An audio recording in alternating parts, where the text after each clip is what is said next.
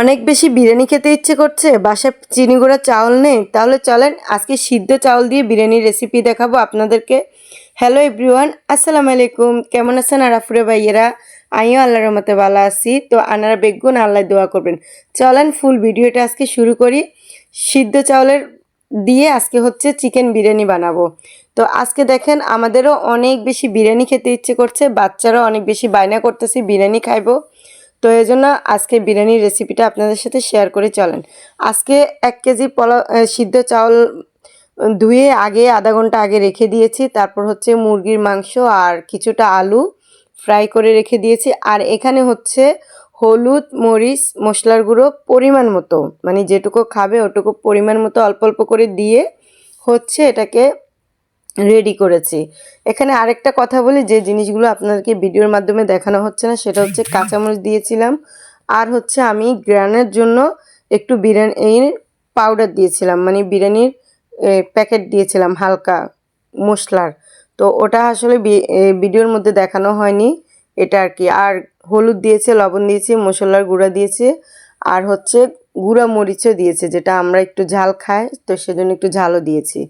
যাই হোক, তো এই সব কিছু দিয়ে ভালো করে হচ্ছে মাংসটাকে আমি কষানো নিচ্ছি।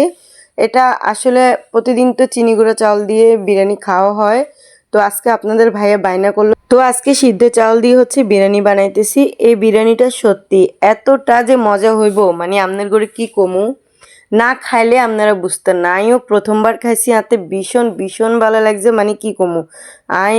আমার বাচ্চাগুলো আর আমার হাজব্যান্ড এত বেশি পছন্দ করছে, মানে আপনাদের যারা চিনি গুঁড়া চাউল দিয়ে বিরিয়ানি খেতে পছন্দ করেন না, তারা একবার হলো সিদ্ধ চাউল দিয়ে কিন্তু এভাবে বিরিয়ানি বানাবেন বাসায়। বিশ্বাস করেন গাইস, অনেক বেশি টেস্টি হয়, অনেক বেশি। মানে আমি যদি নিজে ট্রাই না করতাম, আমি আপনাদেরকে এভাবে মানে বলতাম না। এটা সত্যি অসম্ভব মজা হয় সিদ্ধ চাউলের, যেটা আমরা বাসায় মানে সবসময় চাউল খাই, সেটা যেটা আমরা ভাতের সাথে মোটা চাউল খাই সেটাই। যারা সিদ্ধ চাউল বুঝতেছে না তাদেরকে আমি এভাবেই বুঝাচ্ছি। তো এভাবে দেখেন কালারটা, জাস্ট দেখেন, ওয়াও।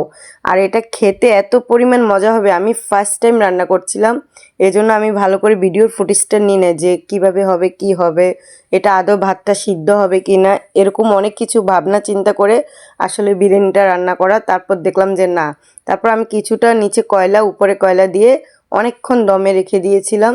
তো এদিকে দেখেন দমে রাখার পর হচ্ছে আমি এখন মাত্র খুলছি, এত সুন্দর একটা স্মেল আসছে, আর কি সুন্দর সিদ্ধ হয়ে গেছে। মানে ভাতটা একদম মিনিকেট চাউলের মতো, ফলাউট চাউলের মতো এত বেশি নরম তুলতুলে হয়েছে, আর ভাতটা খেতে অনেক বেশি। সত্যি কথা গাইস, আপনারা বাসায় একবার ট্রাই করবেন, খেয়ে দেখবেন, দেখবেন অনেক বেশি মজা। তো আমার আজকের ভিডিওটা কেমন লাগলো অবশ্যই কমেন্ট করে জানাবেন।